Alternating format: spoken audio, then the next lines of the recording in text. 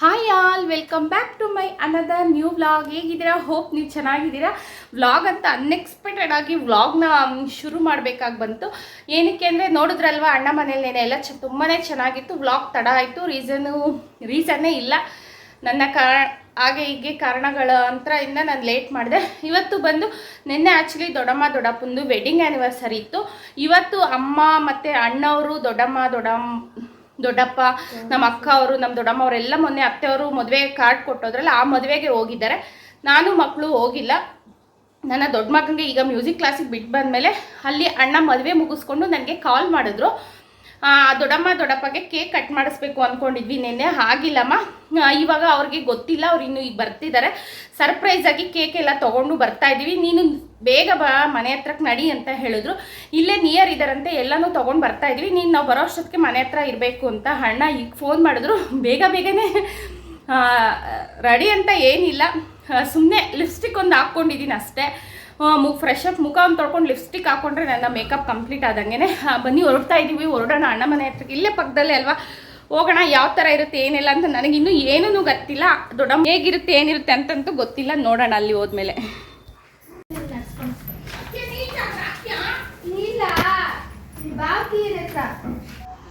So ನಾನು ಹೊರಡೋಷ್ಟೊತ್ತಿಗೆ ಅಕ್ಕ ಭಾವನೂ ಕೂಡ ಮನೆ ಹತ್ರಕ್ಕೆ ಬಂದರು. ಅದಕ್ಕೆ ಅಕ್ಕ ಬನ್ನಿ ನಡ್ಕೊಂಡು ಹೋಗೋಣ ಅಂತ ಇಬ್ಬರು ಕೂಡ ಮಾತಾಡ್ಕೊಂಡು ಹೋಗ್ತಾ ಇದ್ದೀವಿ. ಅಕ್ಕ ನನಗೆ ಒಂದು ರಿಕ್ವೆಸ್ಟ್ ಕೇಳಿದ್ದಾಳೆ. ಏನು ಅಂದರೆ, ನಾನು ಸಾಂಗ್ ಆಡಬೇಕಂತ ಯೂಟ್ಯೂಬಲ್ಲಿ ಲೈವಲ್ಲಿ ವಿತೌಟ್ ಮ್ಯೂಸಿಕ್ಕು. ನನ್ನ ವಾಯ್ಸ್ ಚೆನ್ನಾಗಿದೆ, ಅದಕ್ಕೆ ನೀನು ಒಂದು ಸಾಂಗ್ ಆಡು ಅಂತ. ಅದು ಸಾಂಗ್ ಕೂಡ ಯಾವುದು ಅಂತ ಅವಳು ಕಂಡೀಷನ್ ಹಾಕ್ಬಿಟ್ಟಿದ್ದಾಳೆ. ಬಿಗ್ ಬಾಸಲ್ಲಿ ಫೇಮಸ್ ಆಯಿತು ವಾಸುಕಿ ವೈಭವ್ ಆಡಿರೋ ಅಂಥ ಸಾಂಗು. ಆ್ಯಕ್ಚುಲಿ ನಾನು ಸಿಂಗರ್ ಅಲ್ಲ, ಸುಮ್ಮನೆ ಆಡ್ತಿರ್ತೀನಿ. ಹಾಗಾಗಿ ಅವಳಿಗೆ ಇಷ್ಟ ಅಂತೆ ನನ್ನ ವಾಯ್ಸು. ಕೇಳಿದ್ದಾಳೆ. ನೀವು ಕೂಡ ಯಾರೆಲ್ಲ ನನ್ನ ಸಾಂಗ್ ಕೇಳಬೇಕು ಅಂತ ಇಷ್ಟ ಇದ್ದರೆ ಕಮೆಂಟ್ ಮಾಡಿ. ನನಗೆ ಸಾಂಗ್ ಎಲ್ಲ ಆಡೋಕ್ಕಷ್ಟ ಚೆನ್ನಾಗಿ ಬರಲ್ಲ, ಸೊ ಟ್ರೈ ಮಾಡೋಣ. ಕಮೆಂಟ್ ಮೇಲೆ ಡಿಪೆಂಡ್ ಆಗುತ್ತೆ.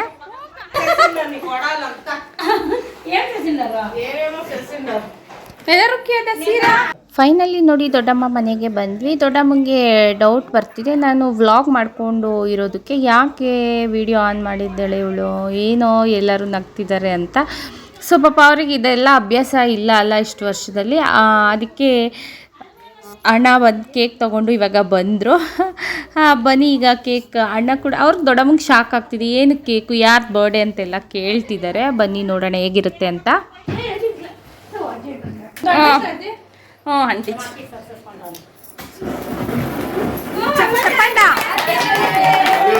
ನೋಡಿ ದೊಡ್ಡಮ್ಮನಿಗೆ 40 ಇಯರ್ಸ್ ವೆಡ್ಡಿಂಗ್ ಆ್ಯನಿವರ್ಸರಿ. ಇದು ತುಂಬಾ ಖುಷಿ ಆಗ್ತಿದೆ ನನಗೂ ಕೂಡ.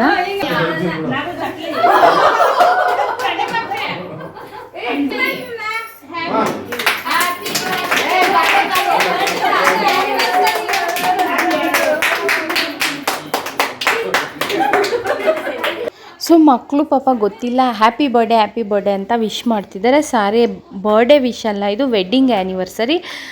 40 ವರ್ಷದ ಮದುವೆ ವಾರ್ಷಿಕೋತ್ಸವದ ದಿನದ ಶುಭಾಶಯಗಳನ್ನ ನನ್ನ ಕಡೆಯಿಂದ ದೊಡ್ಡಮ್ಮನಿಗೆ ವಿಶ್ ಮಾಡ್ತೀನಿ. ಈ ವಿಡಿಯೋ ಮೂಲಕನೇ ವಿಶ್ ಮಾಡ್ತಾ ಇದ್ದೀನಿ. ಹಾಗೆ ನೀವೆಲ್ಲರೂ ಯಾರೆಲ್ಲ ವಿಡಿಯೋ ನೋಡ್ತಾ ಇದ್ದೀರಾ, ಪ್ಲೀಸ್ ಎಲ್ಲರೂ ಕೂಡ ದೊಡ್ಡಮ್ಮನಿಗೆ ಹಾರೈಸಿ ಒಂದು ಸ್ಮಾಲ್ ವಿಶ್ನ ಮಾಡಿ ಅಂತ ನನ್ನ ಕಡೆಯಿಂದ ಕೇಳ್ಕೊಳ್ತೀನಿ. ಹಾಗೆ ಇದು ಎಲ್ಲೋ ಅವ್ರಿಗೂ ಕೂಡ ಒಂಥರ ಮುಜುಗರ, ನಾಚಿಗೆ. ಈ ಕ್ರೆಡಿಟ್ ಎಲ್ಲ ನೋಡಿ ನಮ್ಮ ಅತ್ತಿಗೆಗೇ ಸೇರಬೇಕು. ನಮ್ಮ ಅತ್ತಿಗೆ ಅವರೇ ಪ್ಲಾನ್ ಮಾಡಿದ್ದು. ಮೊನ್ನೆನೇ ಹೇಳಿದ್ರು ಅವರು, ನಿನ್ನೆ ಮಟನ್ ಊಟದ ದಿವಸ ಆಗಿಲ್ಲ. ಆ್ಯಕ್ಚುಲಿ ಇವತ್ತು ಕೂಡ ಅವರು ಎಲ್ಲರೂ ಸೇರಿದ್ದೀವಿ ಮಾಡೋಣ ಅಂತ ನಮ್ಮ ಅತ್ತಿಗೆ ಪ್ಲಾನ್ ಮಾಡಿದ್ರು. ನೋಡಿ, ನಾನು ಕೇಕ್ ತಿನ್ನಿಸೋ ಟೈಮಿಗೆ ಮೊಬೈಲ್ ಯಾರೋ ಮಕ್ಕಳು ಟಚ್ ಮಾಡಿಬಿಟ್ಟು ಸ್ಟ್ಯಾಂಡು, ಹಾಗಾಗಿ ಕ್ಲಿಪ್ಪಿಂಗ್ ಸ್ವಲ್ಪ ಸೈಡಿಗೆ ಸರಿತು. ಪರವಾಗಿಲ್ಲ, ಆದ್ರೂ ಬೀಳ್ತಿದೆ ನೀಟಾಗೆ ಅಂತ ಅಂದ್ಕೊಂಡಿದ್ದೀನಿ. ಸೊ ನೋಡಿ, ಅಮ್ಮ ತಿನ್ನಿಸ್ತಿದ್ದಾರೆ. ದೊಡ್ಡಪ್ಪನಿಗೆ ಇಷ್ಟ ಆಗೋದೇ ಇಲ್ಲ ಈ ಥರ ಎಲ್ಲ ಕೇಕ್, ಬೇಡ ಅಂತಿದ್ದಾರೆ. ಆದರೂ ಅಮ್ಮ ನಾದ್ನಿ ಆಗಿರೋದ್ರಿಂದ ತಿನ್ನಿಸ್ಲೇಬೇಕು ಅಂತ ಬಲವಂತ ಮಾಡಿ ತಿನ್ನಿಸ್ತಿದ್ದಾರೆ. ಸೊ ಬನ್ನಿ, ಅತ್ತಿಗೆ ಹೇಳ್ತಿದ್ದಾರೆ ಕೇಕ್ ಎಲ್ಲ ಕಟ್ ಮಾಡು, ಪ್ಲೇಟಿಗಿಡಿ, ಬಟ್ ಕೇಕ್ ಹೀಗೆ ತಿನ್ನೋದು ಬೇಡ, ಫಸ್ಟ್ ಎಲ್ಲ ಐಸ್ ಕ್ರೀಮ್ಗಳನ್ನ ತಿನ್ಕೊಂಬಿಡಿ ಅಂತ ಭಾವ ಐಸ್ ಕ್ರೀಮ್ ತಂದಿದ್ದಾರೆ. ಬಟ್ ನಾವು ಎಲ್ಲೋ ಒಂದು ಕಡೆ ಹೇಳಿದ ಮಾತು ಕೇಳಲ್ಲ. ಅದಕ್ಕೆ ಕಟ್ ಮಾಡ್ತೀನಿ ಇರಿ ಅಂತ ಕೂತ್ಕೊಂಡು ನಾನು ನಮ್ಮ ಅಕ್ಕನೇ ತಿನ್ಸ್ಕೊಂಡ್ಬಿಡ್ತಾ ಇದ್ದೀವಿ. ಬಾರೆ ಟೇಸ್ಟ್ ಮಾಡಿಬಿಡೋಣ ಫಸ್ಟು, ಚಾಕ್ಲೇಟ್ ಕೇಕ್ ಅಲ್ವಾ ಅಂದ್ಬಿಟ್ಟು ಇಬ್ಬರೂ ಕೂಡ ಕೂತ್ಕೊಂಡು ನಮಗೆ ನಾವೇ ತಿನ್ನಿಸ್ಕೊಳ್ತಾ ಇದ್ದೀವಿ. ವಿಡಿಯೋಗೆ ಕ್ಲಿಪ್ಪಿಂಗ್ಸ್ಗೆ ನೋಡಿ. ಎಲ್ಲೋ ಒಂದು ಕಡೆ ಈ ಥರ ಸೇರಿದಾಗ ನಮ್ಮ ಖುಷಿ ಆನಂದನ ನಾವೇ ಹುಡುಕ್ಕೊಳ್ಬೇಕಲ್ವ. ಹಾಗಾಗಿ ಸೊ ಬನ್ನಿ, ಈಗ ಅತ್ತಿಗೆ ಎಲ್ಲರಿಗೂ ಐಸ್ ಕ್ರೀಮ್ಸು ಕಟ್ ಮಾಡಿ ಕೊಡ್ತಿದ್ದಾಳೆ ತಿನ್ನೋಕ್ಕೆ. ಬಟ್ ಫಸ್ಟೇ ಕೇಕ್ನ ಟ್ರೈ ಮಾಡಿಬಿಟ್ವಿ. ನೋಡಿ, ನಾವು ನಮ್ಮಮ್ಮ ಅಕ್ಕ ತಂಗಿದಿರಿಗೆ 7 ಜನ ಹೆಣ್ಮಕ್ಳು. ನಾವು ಟೋಟಲ್ ಸಿಸ್ಟರ್ಸು 7 ಮೆಂಬರ್ಸ್ ಇದ್ದೀವಿ. ನಾವು 7 ಮೆಂಬರ್ಸು ಆಗು ಈಗೂ ಯಾವಾಗ್ಲೂ ಸಣ್ಣವರಿದ್ದಾಗ ಕಿತ್ತಾಡ್ತಿದ್ವಿ. ದೊಡ್ಡವ್ರು ಆಗ್ತಾ ನಾವು ಯಾವತ್ತೂ ಒಬ್ರಿಗೊಬ್ರು ಕಿತ್ತಾಡಿದ್ದೇ ಇಲ್ಲ. ಎಲ್ಲ ಸೇರಿದಾಗ ಈ ಥರ ಖುಷಿಯಾಗಿದ್ಬಿಡ್ತೀವಿ. ನಮ್ಮೆಲ್ಲರಿಗೂ ಫಸ್ಟ್ ಮನೆಗೆ ದೊಡ್ಡವನು ಅಂದರೆ ಈ ಅಣ್ಣ, ಆಮೇಲೆ ನೆಕ್ಸ್ಟು ನಮ್ಮಣ್ಣ.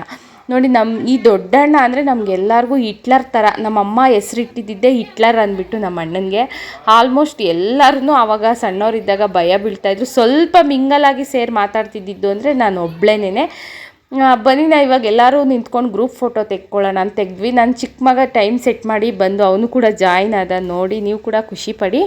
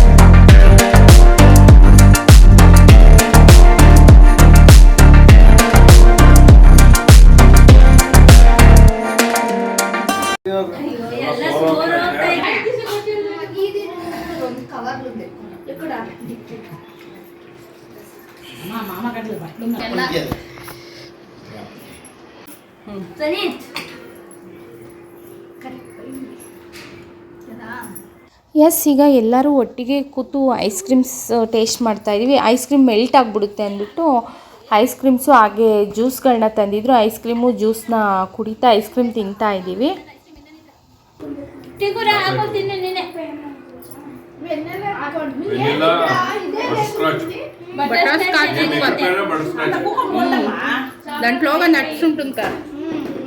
ಸೊ ನೋಡಿ, ಎಲ್ಲರೂ ಕೂತ್ಕೊಂಡು ನಮ್ಗೆ ಈ ಥರ ಸೇರಿದಾಗ ಒಂದು ಖುಷಿ ಏನಂದರೆ, ನಮ್ಮ ಅಣ್ಣನಿಗೂ ಅಷ್ಟೇ, ನಮ್ಮ ಅಮ್ಮನ ಬಾಯಲ್ಲಿ ಸ್ಟೋರಿ ಕೇಳೋಕ್ಕೆ ಇಷ್ಟ ನಮಗೆಲ್ಲನೂ. ನಗೋಕ್ಕೆ ಚೆನ್ನಾಗಿರುತ್ತೆ. ಯಾಕಂದರೆ ನಮ್ಮಮ್ಮ ಸ್ಟೋರಿ ಚೆನ್ನಾಗಿ ಹೇಳ್ತಾರೆ. ಹಳೇದು ನಾವು ಸಣ್ಣವರಿದ್ದಾಗ ಸ್ಟೋರಿಗಳು, ನಾವು ಮಾಡಿದ ಆಟಗಳು, ಅವ್ರು ಆಡಿದ ಆಟ ಪಾಠಗಳು, ಅವ್ರದ್ದು ಜಾಸ್ತಿ ಮೆಮೊರೀಸ್ ಜಾಸ್ತಿ ಇದೆ. ಅದನ್ನೆಲ್ಲ ಕೇಳ್ತಾ ನಗ್ತಾ ನನಗಾಗಲಿ, ನಮ್ಮ ಅಣ್ಣನಿಗಾಗಲಿ, ನಮ್ಮ ಅತ್ತಿಗೆಗೆ, ನಮ್ಮ ಅಕ್ಕನಿಗೆ, ನಮ್ಮ ಭಾವ ಅದನ್ನೆಲ್ಲ ಕೇಳಿ ಸಖತ್ ನಗ್ತಾರೆ. ನಮ್ಮ ಭಾವ ಅಷ್ಟು ನಮ್ಮ ಅಮ್ಮನ ಬಾಯಲ್ಲಿ ಸ್ಟೋರಿ ಕೇಳಿ ಹಂಗಾಗ್ಬಿಟ್ಟು ಎಲ್ಲರೂ ಸ್ಟೋರಿಗಳನ್ನ ಮಾತಾಡ್ತಾ ಕೂತಿದ್ದೀವಿ. ನನ್ನ ದೊಡ್ಡ ಮಗ ನೋಡಿ, ನಾನು ಕೂಡ ತುಂಬಾ ಸೀರಿಯಸ್ ಆಗಿ ಅದನ್ನೇನೋ ಹೇಳ್ತಿದ್ದೀನಿ. ನನ್ನ ದೊಡ್ಡ ಮಗ ಒಬ್ಬ ಮಿಸ್ ಆಗಿದ್ದ, ಅವನು ಕೂಡ ಈಗ ಕ್ಲಾಸಿಂದ ಕರ್ಕೊಂಡು ಬಂದೆ.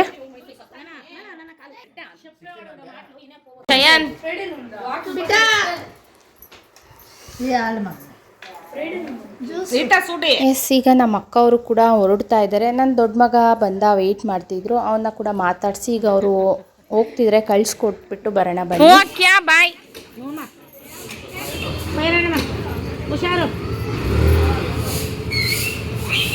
ನೋಡಿ, ನನ್ನ ಮಗ ಕೂಡ ನನ್ನ ಬೈಕ್ ಇಲ್ಲೇ ತಂದುಬಿಟ್ಟಿದ್ದೆ. ಅದಕ್ಕೆ ಮಮ್ಮಿ ಹೋಗಿ ಮನೇಲಿ ಕಾಂಪೌಂಡಿಗೆ ಹಾಕ್ಬರ್ತೀನಿ, ನಾವು ಹೋಗೋದು ಲೇಟು ಅಂದ್ಬಿಟ್ಟು ಯಾವುದೋ ಒಂದು ನೆಪ ಬೇಕು ಬೈಕ್ ಕೊಡ್ಸೋಕ್ಕೆ ಅವನಿಗೆ.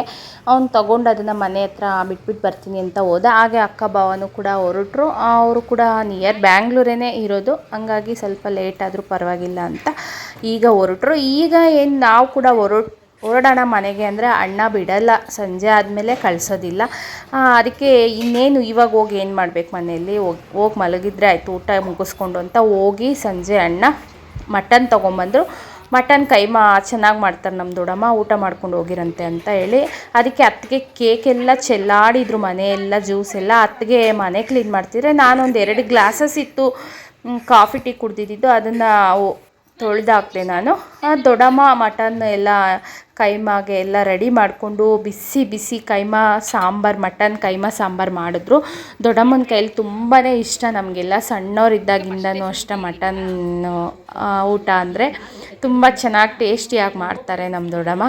ಹಂಗಾಗ್ಬಿಟ್ಟು ದೊಡ್ಡಮ್ಮ ನೋಡಿ ಮಟನ್ ಸಾಂಬಾರು ಆಯಿತು, ಈಗ ಕೈಮಾ ಎಲ್ಲ ಸೌಟ್ ಹಾಕಿ ತಿರುಗಿಸಿದ್ರೆ ಬಿಟ್ಕೊಂಡ್ಬಿಡುತ್ತೆ ಅಂತ ಅದನ್ನ ಸಪ್ರೇಟ್ ಮಾಡಿ keema separate, sambar piece separate ಮಾಡಿದ್ರು.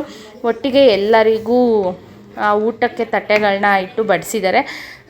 ನೋಡಿ ಮುದ್ದೆ ಎಷ್ಟಪ್ಪ ಇಟ್ಕೊಂಡು ಕೂತಿದ್ದೀನಿ. ಇವತ್ತು ದೊಡ್ಡಮ್ಮ ತುಂಬ ಊಟ ಮಾಡಲಿ ಹೊಟ್ಟೆ ತುಂಬ ಅಂತ ಅಣ್ಣನ ಪಕ್ಕ ಕೂತಿದ್ದೀನಿ. ಅಣ್ಣ, ಅತ್ತಿಗೆ, ನಾನು ಎಲ್ಲರೂ ಒಟ್ಟಿಗೆ ಕೂತು ನೋಡು ಬೇಡ ಬೇಡ ಅಂದ್ರೂ ನನಗೆ ಮಟನ್ ಅಂದರೆ ಇಷ್ಟ ಅಂದ್ಬಿಟ್ಟು ದೊಡ್ಡಮ್ಮ ಬಡಿಸ್ತಿದ್ದಾರೆ. ಸೊ ಅದೃಷ್ಟ, ಸಣ್ಣವರಿದ್ದಾಗ ಎಲ್ಲ ತುಂಬಾ ನಾನು ಜಾಸ್ತಿ ದೊಡ್ಡಮ್ಮನ ಕೈಯಲ್ಲಿ ಊಟ ಮಾಡಿದ್ದೀನಿ. ಆಲ್ಮೋಸ್ಟ್ ನಾವು ಸಣ್ಣವರಿದ್ದಾಗ ಅಣ್ಣ, ನಾವು ಸಿಸ್ಟರ್ಸು ಎಲ್ಲನೂ ಕೂಡ ಅಜ್ಜಿ ಮನೆಯಲ್ಲಿ ಬೆಳೆದಿದ್ದಲ್ವ, ನಮ್ಗೆ ಹಂಗಾಗ್ಬಿಟ್ಟು ಬೌಂಡಿಂಗ್ ಚೆನ್ನಾಗಿದೆ. ಆ ಬೌಂಡಿಂಗ್ ಇಲ್ಲಿವರೆಗೂ ಹಾಗೆ ಕಂಟಿನ್ಯೂ ಆಗಿದೆ. ಇನ್ನು ಮುಂದೆನೂ ಕೂಡ ನಾವು ಹೀಗೆ ಇರ್ತೀವಿ ಅಂತ ಭಾವಿಸ್ತೀನಿ. ಫೈನಲಿ ಆಲ್ಮೋಸ್ಟ್ ಎಲ್ಲರದೂ ಊಟ ಮುಗೀತು. ನಾನ್ ವೆಜ್ಜು ತಿಂದಾಗ ಬೇಗ ಜೀರ್ಣ ಆಗಬೇಕು ಅಂದರೆ ಎಲೆ ಅಡಿಕೆ ಹಾಕ್ಕೊಂಡ್ರೆ ಜೀರ್ಣ ಆಗುತ್ತೆ ಅಂದ್ಬಿಟ್ಟು ನಮ್ಮ ಅತ್ತಿಗೆ ಅಣ್ಣನಿಗೂ ಹಾಗೆ ನನಗೂ ಎಲೆ ಅಡಿಕೆ ಇಟ್ಕೊಟ್ರು. ಅದನ್ನು ತಿಂದ್ಬಿಟ್ಟು ಇವತ್ತಿನ ವ್ಲಾಗ್ ಯಾವ ಥರ ಆಯಿತು, ಐ ಹೋಪ್ ನಿಮ್ಗೆ ಇಷ್ಟ ಆಗಿದೆ ಅಂದ್ಕೊಳ್ತಾ ಈ ವ್ಲಾಗ್ನ ಇಲ್ಲಿಗೆ ಹೆಂಡ್ ಮಾಡ್ತಾಯಿದ್ದೀನಿ. ಪ್ಲೀಸ್ ಈ ವ್ಲಾಗ್ ಇಷ್ಟ ಆದಲ್ಲಿ ಲೈಕ್, ಶೇರ್ ಆ್ಯಂಡ್ ಕಮೆಂಟ್ ಅಂತ ಹೇಳ್ತಾ ಟೇಕ್ ಕೇರ್, ಬೈ.